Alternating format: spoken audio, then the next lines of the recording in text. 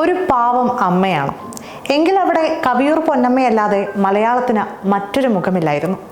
തൻ്റെ തുടക്കകാലം മുതൽ തന്നേക്കാൾ മുതിർന്ന താരങ്ങളുടെ അമ്മയായി വേഷമിടാൻ യാതൊരു മടിയും ഉണ്ടായിരുന്നില്ല.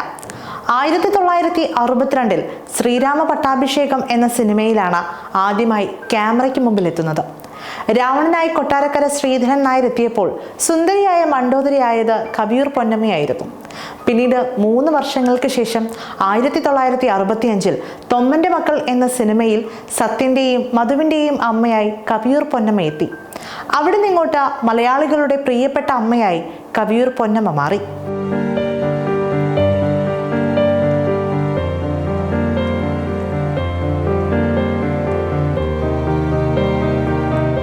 തിലകൻ എന്ന മഹാപ്രതിഭയുടെ അമ്മയായും പിൽക്കാലത്ത് ഭാര്യയായും അഭിനയിച്ചു. പിന്നീട് അങ്ങോട്ട് മികച്ച ജോഡികളായി തിലകനും കവിയൂർ പൊന്നമ്മയും മാറുകയും ചെയ്തു. അതേസമയം ഒരേ സമയം നായികയായും അമ്മ വേഷത്തിലെത്താനും കവിയൂർ പൊന്നമ്മ എന്ന അഭിനേത്രിക്ക് യാതൊരു മടിയും ഉണ്ടായിരുന്നില്ല. അതിനുള്ള ഏറ്റവും വലിയ ഉദാഹരണമാണ് ഒരേ വർഷം ഇറങ്ങിയ 2 സിനിമകളിലെ വേഷങ്ങൾ. 1965 ഓടയിൽ നിന്ന് എന്ന സിനിമയിൽ സത്യന്റെ നായികയായപ്പോൾ ആ വർഷം തന്നെ സത്യന്റെ അമ്മ വേഷം ചെയ്യുകയും ചെയ്തു.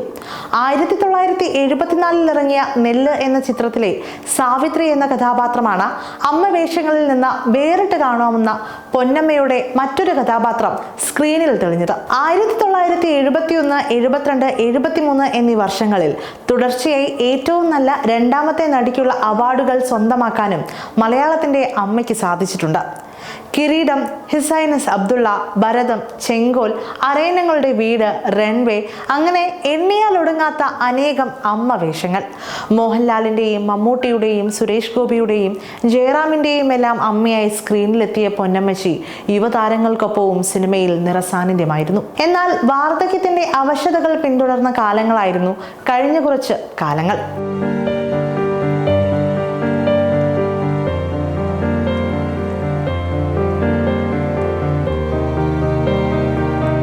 അഭിനയത്തിലൂടെയാണ് കവിയൂർ പൊന്നമ്മ മലയാള മനസ്സിലേക്ക് കയറുന്നത് എങ്കിലും സിനിമാ നാടക മേഖലയിലേക്ക് എത്തിപ്പെടുന്നത് തൻ്റെ ശബ്ദത്തിന്റെ മാധുര്യത്തിലൂടെയായിരുന്നു.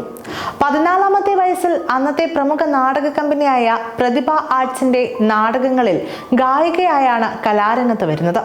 അവിടെ നിന്നുള്ള യാത്ര പിന്നീട് നാടകത്തിന്റെ പിന്നണി ഗായികയിൽ നിന്ന് സ്റ്റേജിലേക്ക് എത്തി. അങ്ങനെ KPSസിലെത്തി അഭിനയ ജീവിതവും ആരംഭിച്ചു. തോപ്പിൽ ഭാസിയെയാണ് തന്റെ അഭിനയ കലയുടെ ഗുരുവായി മലയാളത്തിന്റെ പൊന്നമ്മ ആരാധിക്കുന്നത്. പക്ഷേ അപ്പോഴും ഉള്ളിലുണ്ടായിരുന്ന ദുഃഖം ഗായികയാകാൻ സാധിച്ചില്ലല്ലോ എന്നായിരുന്നു. MS സുബ്ബലക്ഷ്മിയെ പോലെ ഒരു ഗായികയാകണം എന്നായിരുന്നു മലയാളത്തിന്റെ അമ്മയ്ക്ക് ആഗ്രഹം. സ്റ്റേജുകളിൽ പാടുന്നതിൽ പോലും ആ മനസ്സ് ഏറെ സന്തോഷിച്ചിരുന്നു.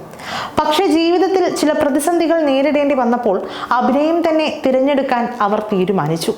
പക്ഷേ അവിടെയും ആരാധകരെ നിരാശരാക്കിയില്ല. ഇതിലും മികച്ച ഒരു അമ്മ ഇനി മലയാളത്തിൽ ഉണ്ടാകുമോ എന്ന് പോലും സംശയമായി.